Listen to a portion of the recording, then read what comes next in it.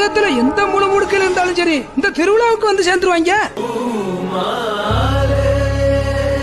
வடம் பிடித்து ஊட்டுவதற்காக வந்திருக்கின்ற உங்கள் அனைவரையும் வருக என வரவேற்கின்றோம்.